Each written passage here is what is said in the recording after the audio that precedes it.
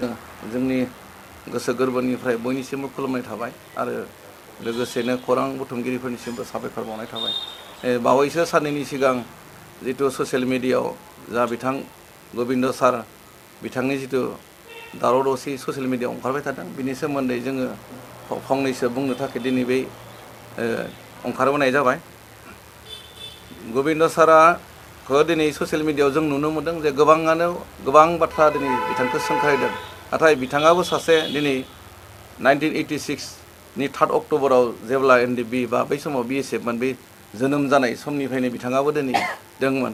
बै समाव बिथाङा फरेन सेक्रेटारि हिसाबै बिथाङा दिनै खामानि मावबोदोंमोन आरो बिथाङाबो दिनै रन्जन दैमारि सारजों समान समान खामानि मावबोदों दिनैसिमबो मावगासिनो दं बर' जाथिनि थाखाय। दा बे बेलायाव बिथांनि इनाय बा गाज्रि रावजों सोंखारिनायखौ जों जोबोद भेरगाव आरो डिमाकुसि ओनसोलनि एक्स NDFBफ्रा जोङो दुखु मोननाय फोरमायदों। मानोना बे सासे जोंनि टप मोस्ट लिडार बा NDFBनि लिडार। दिनै बिसुंथाग्रा जाब्रांमोन बिथांमोननि जों एखे लोगो मावबोनाय आरो गबिन्द सारनि सोमोन्दै जों गुवारै जों मिथिगौ। मानो होनोब्ला आंबो दिनै सासे फार्स्ट बेचनिनो केडारमोन बा बै समनिफ्रायनो जोङो NDFBयाव गबिन्द सारजों जोङो जयै खामानि मावबोदोंमोन। जे बिथाङा बै समाव गोबां दुखु खस्थ' खालामनानै केडारफोरजोंनो थाफायो केडारफोरजोंनो थायो न' गामिनि न'खरफ्राव थानानै ओंखाम जानानै दिनै बर' जाथिनि थाखाय मावबोबाय थादों। आरो लोगोसेनो बिथाङा बर' जाथिनि खामानि मावदों। बिथाङा दिनै जेलावबो खेबनै हमजादों आरो जिथु जोंनि NDFBनि कनस्टिटिउसन बे कनस्टिटिउसनाव जे सोरबाया माने फैसा लुबैनानै थांनाय बा सोरबाया सावनानै माखासे NDFBनि दैदेनगिरिफोरा बिग्रायखांनायखौ नुनो मोनदों। जायनि जाहोनाव गबिन्द बसुमतारिया 4 लाखनि खोथा बुंनानै दिनै मोनसे जेंनायावहाय गोग्लैनायखौ जों नुनो मोनदों। बे समावहाय नोंथांमोना मा होननानै बुङो? बेखौ जोङो जोबोद दुखु मोनदों। मानो होनोब्ला गबिन्द सासे माने NDFBनि टप मोस्ट सिनियर। बिथाङा सासे फाउन्डारनिफ्राय फैनानै एकर्डसिम दंमोन आरो बुंनो थाङोब्ला दिनै बिफाखौनो फिसारलाया माने मुसुखा बनानै सावनाय बायदि जादों। मानो होनोब्ला दिनै जायफोरा सावदों जों बिसोरखौबो मा होनगोन बुंदों, खिन्थु जायफ्रानोखि सिनियर बिथांमोना प्राय मोनबाय आरो मान्थलि जिथु 6,000 करि होयो बेखौबो माने जायफ्रा दासिमबो कन्टिनिउ जागासिनो दङ होनना जों मोन्थिदों। बा नै दाखालि बावैसो 6 मान्थनि मोन्दों होननानै जों बेखौबो खोनादों। खिन्थु हारि आरो माहारिनि उदांस्रिनि नांनो थांनायाव खिन्थु मालाबाबो फैसाजों दाम दर जानाङा। मानोना दिनै जोङो जोबोद दुखु नांदों NDFB हिसाबै जायफ्रानोखि दिनै रिटायार लानानै फैबाय बिथांमोनाबोथ' जेबो मोनाखै। दिनै जाबदायानो होन टप मोस्ट सिनियर जोंनि बै समाव फाइनान्स सेक्रेटारिमोन। दिनै बेबायदिनो गोबां दङ, गोबां दैदेनगिरिफोर दङ। बिथांमोना दिनै जों जेबो मोनाखै। जा दिनै लिस्टआवबो गैया होननानै दिनै खेबसेबो जोङो दिनै ससियेल मिडियायाव बुंनाय जों खोनायाखै। मानोना बिथांमोनाबो जाथिनि थाखायनो सेक्रिफाइस खालामलांदों बा जोंबो दिनै जाथिनि थाखायनो जोंबो सेक्रिफाइस खालामनानै फैबाय। जों नंगौ आङो दिनै गोबां बोसोर नांजोबनो हायाखै मोनसे उसुबिदानि थाखाय आं रिटायार लानानै फैदों। अब्लाबो जोङो जिरायना थायाखै। जोङो एकर्ड जाजासिम जोङो सोरबा रन्जन सारजोंनो होन बा सोरबा गबिन्द सारजोंनो होन जोङो माने आफादनि सेंग्राफोरजोंनो जों सिथाबफानानै जोङो एकर्ड जानायालागै जोङो खामानि मावबोगासिनो दंमोन। जों बर'लेण्डखौ उदां खालामगोन होननानैसो बयबो गुलि अरलायनानै बै समाव माने सतबांसा लालायनानैसो जों दिनै NDFBयाव थांनानै मावहैदों। दिनै जों दुखु मोनदों जे 4 लाख बा 5 लाख बा 6 लाख रांनि थाखाय दावराव दावसि खालामनायफोरखौ, खिन्थु जाथिनि बा माहारिनि खामानि मावनो थांनायाव बिदिहै रांखौ लब जानानै थांनाय बे सोदोबा फैनाङा। मानोना दिनै NDFBयावबो गोबाङानो दिनै सुथुरनि आखायाव सोरबा आथिं गावफ्लायजादों, सोरबा गुलि गावजादों, सोरबाया माने नोरजिया जानानै दिनै सोरबा 10 बोसोर, सोरबा 8 बोसोर, सोरबा 5 बोसोर मावनानै दिनै बिथांमोना आफादनिफ्राय ओंखारबोदों बा आफादाव मोनसे कनस्टिटिउसननि बायदि बिथांमोना दिनै रिटायार लादों। खिन्थु बिथांमोनाबो दिनै आफादा बिथांमोननोबो थाइसेबो रां दिनै रिटायार होनाय समाव गरसेबो हरनो हायाखै। कारण बिथांमोना गाव गावनि ब्रेनजोंनो दुखु खस्थ' खालामनानैनो गावनि नाजानायजोंनो दिनै सोरबाया दिनै एसे एनै न' बां बा गावखौ इस्टाब्लिस खालामनो हादों बा गथ' गथायफोरखौ फरायहोनो हादों। थिग बेबायदिनो आं खावलायो जे जोंनि बै NDFB गासैखौबो गोदोथ' मोनसेयानोमोन, दायो नाथाय मोनथाम मोनब्रै जानानै जोंनि बेले बेजेया बांद्राय जों बेखौ नुदों। बेवहाय आं खावलायो माबाफोर प्रब्लेम जादोंब्ला माबाफोर उसुबिदा जादोंब्ला बेखौ सावरायलायनायनि गेजेरजों जों ज' जानो थाखाय जों बयबो नाजानांगौ। आरो लोगोसे खुंथायाव थानाय जिथु जायफोर MCLA दोङो, जायफोर EM दोङो, बिथांमोनाबो दिनै NDFBनिफ्रायनो फैनानै देरहालांनाय गोबां दङ, जे बिथांमोनजोंबो सावरायनांगौ सम सम जे दिनै BTR एकर्डनि जिफोर थांखि दङ बेखौ मावदोंना मावाखै बा बबेखौ मावनो हाखो, बेखौ ज' जानानै सावरायलायबासो बेफोरनि समाधाना दिनै जागोन।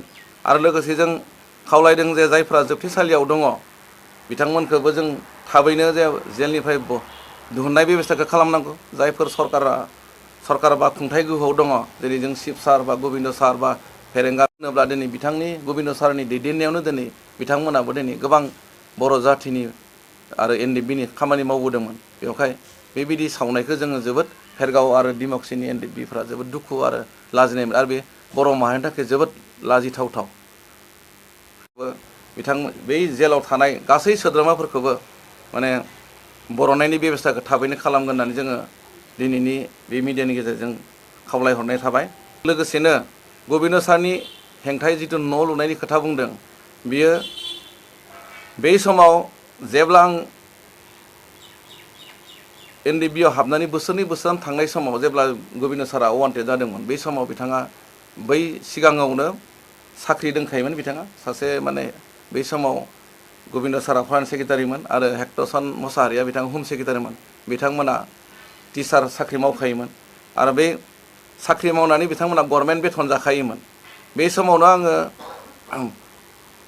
जेब्ला गबिन्द सारा अवान्टेड जायो बे समाव बे थांनो हायामोन, आरो बे समाव आं एसे NDFBनि भितरावनो आं एसे उन्दैमोन। जायफ्रानोखि first batch, second batch, third बेचआव ट्रेनिं लादोंमोन बिथांमोना बयबो मिथियो आंखौ, जे बे समाव पुलिस आर्मिया बारा सिनायलायिलाय बे बिथांनि बेथनफोरखौ आङो सम सम दिहुननानै होफैखायोमोन।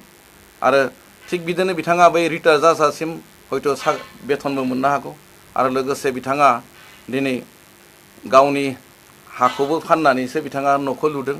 आरो लोगोसेनो जों बै भेरगाव ओनसोलनि जेसेबांखिनि NDFB दोङो, जोंहा बे भेरगाव ओनसोलनि NDFBआ जायफ्रा सिगाङावनो देहानि प्रब्लेम बा अनेक प्रब्लेम लानानै आफादनिफ्राय रिटायार लाना फैदोंमोन, बिथांमोना प्राय मेक्सिमामानो जोंहा दिनै इस्टाब्लिस जानानै दङ।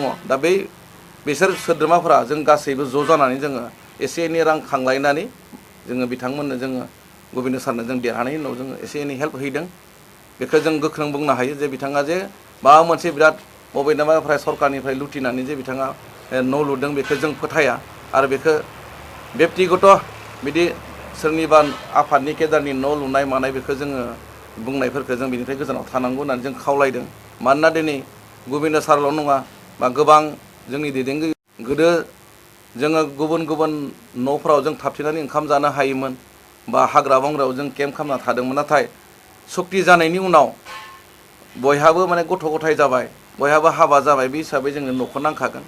हयथ' बे न' लुनायाव सोरबाया एसे मोजां लुनो हागौ, सोरबाया एसे माने मा लुनो हागौ, खिन्थु साफ्रोमबो दैदेनगिरि बा साफ्रोमबो केडारानो दिनै न'खौ लुदों। आरो जायफ्रानोखि न' लुनो हायाखै जों आसा खालामदों बिथांमोनाबो जेनेबा दिनै एकर्ड जानायनि उनाव माबा मोनसे नङा माबा मोनसे खामानि मावनानैबाबो जेन गावबा गाव न'खौ लुनो हायो। आरो जायफ्रानोखि जेबो माबा गैया बेखौबो सरकाराबो एसे एनै नोजोर होयो। बेखौबो आं दिनै मिडियानि गेजेरजों खावलायनाय थाबाय। जोंनि गोसो गोरबोनिफ्राय बयनिसिमबो खुलुमनाय थाबाय आरो लोगोसेनो खौरां बुथुमगिरिफोरनिसिमबो साबायखर बावनाय थाबाय। बावैसो साननैनि सिगां जिथु ससियेल मिडियायाव जा बिथां गबिन्द सार बिथांनि जिथु दावराव दावसि ससियेल मिडियायाव ओंखारबाय थादों, बिनि सोमोन्दै जोङो फंनैसो बुंनो थाखाय दिनै बै ओंखारबोनाय जाबाय। गबिन्द साराखौ दिनै ससियेल मिडियायाव जों नुनो मोनदों जे गोबाङानो गोबां बाथ्रा दिनै बिथांखौ सोंखारिदों। नाथाय बिथाङाबो सासे दिनै 1986नि 3 अक्ट'बराव जेब्ला NDFB बा बै समाव BSFमोन, बे जोनोम जानाय समनिफ्रायनो बिथाङाबो दिनै दंमोन। बै समाव बिथाङा फरेन सेक्रेटारि हिसाबै बिथाङा दिनै खामानि मावबोदोंमोन। आरो बिथाङाबो दिनै रन्जन दैमारि सारजों समान समान खामानि मावबोदों, दिनैसिमबो मावगासिनो दं बर' जाथिनि थाखाय। दा बे बेलायाव बिथांनि इनाय बा गाज्रि रावजों सोंखारिनायखौ जों जोबोद भेरगाव फेरगाव आरो डिमाकुसि ओनसोलनि एक्स एनडिएफबिफोरा जोङो दुखु मोननाय फोरमायदों। मानोना बे सासे जोंनि टप मोस्ट लिडार बा एनडिएफबिनि लिडार दिनै बिसुंथाग्रा दि जाब्रांमोन बिथांमोननि जों एखे लोगो मावबोनाय आरो गबिन्द सारनि सोमोन्दै जों गुवारै जों मिथिगौ। मानो होनोब्ला आंबो दिनै सासे फार्स्ट बेचनिनो केडारमोन बा बै समनिफ्रायनो जोङो एनडिएफबियाव गबिन्द सारजों जोङो जयै खामानि मावबोदोंमोन। जे बिथाङा बै समाव गोबां दुखु खस्थ' खालामनानै केडारफोरजोंनो थाफायो, केडारफोरजोंनो थायो, न' गामिनि न'खरफ्राव थानानै ओंखाम जानानै दिनै बर' जाथिनि थाखाय मावबोबाय थादों। आरो लोगोसेनो बिथाङा आं बर' जाथिनि खामानि मावदों। बिथाङा दिनै जेलावबो खेबनै हमजादों। आरो जिथु जोंनि एनडिएफबिनि कनस्टिटिउसन, बे कनस्टिटिउसनाव जे सोरबाया माने फैसा लुबैनानै थांनाय बा सोरबाया माबा सावनानै माखासे एनडिएफबिनि दैदेनगिरिफोरा बिग्रायखांनायखौ नुनो मोनदों। जायनि जाहोनाव गबिन्द बसुमतारिया 4 लाखनि खोथा बुंनानै दिनै मोनसे जेंनायावहाय गोग्लैनायखौ जों नुनो मोनदों। बे समावहाय नोंथांमोना मा होननानै बुङो? बेखौ जोङो जोबोद दुखु मोनदों। मानो होनोब्ला गबिन्द सासेया सासे माने एनडिएफबिनि टप मोस्ट सेनियर। बिथाङा सासे फाउन्डारनिफ्राय फैनानै एक कर्टसिम दंमोन। आरो बुंनो थाङोब्ला दिनै बिफाखौनो फिसारलाया माने मुसुखा बनानै सावनाय बायदि जादों। मानो होनोब्ला दिनै जायफोरा सावदों जों बिसोरखौबो मा होनगोन बेखौ बुंदों। खिन्थु जायफोरानोखि सेनियर बिथांमोना प्राय मोनबाय। आरो मान्थलि जिथु 6,000 करि होयो बेखौबो माने जायफोरा दासिमबो कन्टिनिउ जागासिनो दङ होननानै जों मोन्थिदों। बा नै दाखालि बावैसो 6 मान्थनि मोन्दों होननानै जों बेखौबो खोनादों। खिन्थु हारि आरो माहारिनि उदांस्रिनि नांनो थांनायाव खिन्थु मालाबाबो फैसाजों दाम दर जानाङा। मानोना दिनै जोङो जोबोद दुखु नांदों एनडिएफबि हिसाबै। जायफ्रानोखि दिनै रिटायार लानानै फैबाय बिथांमोनाबोथ' जेबो मोनाखै। दिनै जाबदायानो होन, टप मोस्ट सिनियर जोंनि बै समाव फाइनान्स सेक्रेटारिमोन। दिनै बेबायदिनो गोबां दङ, गोबां दैदेनगिरिफोर दङ। बिथांमोना दिनै जों जेबो मोनाखै। जा दिनै लिस्टआवबो गैया होननानै दिनै खेबसेबो जोङो दिनै ससियेल मिडियायाव बुंनाय जों खोनायाखै। मानोना बिथांमोनाबो जाथिनि थाखायनो सेक्रिफाइस खालामलांदों। बा जोंबो दिनै जाथिनि थाखायनो जोंबो सेक्रिफाइस खालामनानै फैबाय। जों नंगौ आङो दिनै गोबां बोसोर नांजोबनो हायाखै। मोनसे उसुबिदानि थाखाय आं रिटायार लानानै फैदों। अब्लाबो जोङो जिरायना थायाखै। जोङो एकर्ड जाजासिम जोङो सोरबा रन्जन सारजोंनो होन बा सोरबा गबिन्द सारजोंनो होन जोङो माने आफादनि सेंग्राफोरजोंनो जों स्टाफ फानानै जोङो एकर्ड जानायालागै जोङो खामानि मावबोगासिनो दंमोन। जों बर'लेण्डखौ उदां खालामगोन होननानैसो बयबो गुलि अरलायनानै बै समाव माने सतबांसा लालायनानैसो जों दिनै एनडिएफबियाव थांनानै मावहैदों। दिनै जों दुखु मोनदों जे 4 लाख बा 5 लाख बा 6 लाख रांनि थाखाय दावराव दावसि खालामनायफोरखौ। खिन्थु जाथिनि बा माहारिनि खामानि मावनो थांनायाव बिदिहै रांखौ लब जानाय थांनाय बे सोदोबा फैनाङा। मानोना दिनै एनडिएफबियावबो गोबाङानो दिनै सुथुरनि आखायाव सोरबा आथिङाव फायजादों, सोरबा गुलि गावजादों, सोरबाया माने नोरजिया जानानै दिनै सोरबा 10 बोसोर, सोरबा 8 बोसोर, सोरबा 5 बोसोर मावनानै दिनै बिथांमोना आफादनिफ्राय ओंखारबोदों बा आफादाव मोनसे कनस्टिटिउसननि बायदि बिथांमोना दिनै रिटायार लादों। खिन्थु बिथांमोनाबो दिनै आफादा बिथांमोननोबो थाइसेबो रां दिनै रिटायार होनाय समाव गरसेबो हरनो हायाखै। कारण बिथांमोना गाव गावनि ब्रेनजोंनो दुखु खस्थ' खालामनानैनो गावनि नाजानायजोंनो दिनै सोरबाया दिनै एसे एनै न' बां बा गावखौ इस्टाब्लिस खालामनो हादों बा गथ' गथायफोरखौ फरायहोनो हादों। थिग बेबायदिनो आं खावलायो जे जोंनि बै एनडिएफबि गासैखौबो गोदोथ' मोनसेयानोमोन, दायो नाथाय 3 मोनब्रै जानानै जोंनि बेले बेजेया बांद्राय जों बेखौ नुदों। बेवहाय आं खावलायो माबाफोर प्रब्लेम जादोंब्ला, माबाफोर उसुबिदा जादोंब्ला बेखौ सावरायलायनायनि गेजेरजों जों ज' जानो थाखाय जों बयबो नाजानांगौ। आरो लोगोसे खुंथायाव थानाय जिथु जायफोर एमसिएलए दङ, जायफोर इएम दङ, बिथांमोनाबो दिनै एनडिएफबिनिफ्रायनो फैनानै देरहालांनाय गोबां दङ। जे बिथांमोननोबो सावरायनांगौ सम सम जे दिनै बिटिआर एकर्डनि जिफोर थांखि दङ बेखौ मावदोंना मावाखै बा बबेखौ मावनो हाखो बेखौ ज' जानानै सावरायलायबासो बेफोरनि समाधाना दिनै जागोन। आरो लोगोसे जों खावलायदों जे जायफ्रा जोबथेसालियाव दङ बिथांमोनखौबो जों थाबैनो जे जेलनिफ्राय दिहुननाय बेब'स्थाखौ खालामनांगौ। जायफोर सरकार बा खुंथाय गोहोआव दङ, जेरै जों शिब सार बा गबिन्द सार बा फेरेंगा होनोब्ला दिनै बिथांनि गबिन्द सारनि दैदेननायावनो दिनै बिथांमोनाबो दिनै गोबां बर' जाथिनि आरो NDFBनि खामानि मावबोदोंमोन बेवहाय बेबायदि सावनायखौ जोङो जोबोद भेरगाव आरो डिमाकुसिनि NDFBफ्रा जोबोद दुखु आरो लाजिनायमोन आरो बे बर' माहारिनि थाखाय जोबोद लाजिथावथाव बिथांमोन बै जेलाव थानाय गासै सोद्रोमाफोरखौबो माने बर'नायनि बेबस्थाखौ थाबैनो खालामगोन होननानै जोङो दिनैनि बे मिडियानि गेजेरजों खावलायहरनाय थाबाय लोगोसेनो गबिन्द सारनि हेंथायै जिथु न' लुनायनि खोथा बुंदों बियो बै समाव जेब्ला आं NDFBआव हाबनानै बोसोरनै बोसोरथाम थांनाय समाव जेब्ला गबिन्द सारा वान्टेड जादोंमोन बै समाव बिथाङा बै सिगाङावनो साख्रि दंखायोमोन बिथाङा सासे माने बै समाव गबिन्द सारा फरेन सेक्रेटारिमोन आरो हेक्टरसन मसाहारिया बिथाङा हम सेक्रेटारिमोन बिथांमोना टिचार साख्रि मावखायोमोन आरो बे साख्रि मावनानै बिथांमोना गभर्नमेन्ट बेथन जाखायोमोन बे समावनो आङो जेब्ला गबिन्द सारा वान्टेड जायो बे समाव बे थांनो हायामोन आरो बे समाव आं एसे NDFBनि भितरावनो आं एसे उन्दैमोन जायफ्रानोखि first batch second batch third बेचआव ट्रेनिं लादोंमोन बिथांमोना बयबो मिथियो आंखौ जे बे समाव पुलिस आर्मिया बारा सिनायलायिलाय बे बिथांनि बेथनफोरखौ आङो सम सम दिहुननानै होफैखायोमोन आरो थिग बिदिनो बिथाङा बै रिटायार जाजासिम हयथ' बेथनबो मोननो हागौ आरो लोगोसे बिथाङा दिनै गावनि हाखौबो फाननानैसो बिथाङा न'खौ लुदों आरो लोगोसेनो जों बै भेरगाव ओनसोलनि जेसांखिनि NDFB दोङो जोंहा बे भेरगाव ओनसोलनि NDFBआ जायफ्रा सिगाङावनो देहानि प्रब्लेम बा अनेक प्रब्लेम लानानै आफादनिफ्राय रिटायार लाना फैदोंमोन बिथांमोना प्राय मेक्सिमामानो जोंहा दिनै इस्टाब्लिश जाना दङ दा बिसोर सोद्रोमाफोरा जों गासैबो ज' जानानै जोङो एसे एनै रां खांलायनानै जोङो बिथांमोननो जोङो गबिन्द सारनो जों देरहानायनि उनाव जोङो एसे एनै हेल्प हैदों बेखौ जों गोख्रों बुंनो हायो जे बिथाङा जे माबा मोनसे बिराद बबेनिफ्राय सरकारनिफ्राय लुटिनानै जे बिथाङा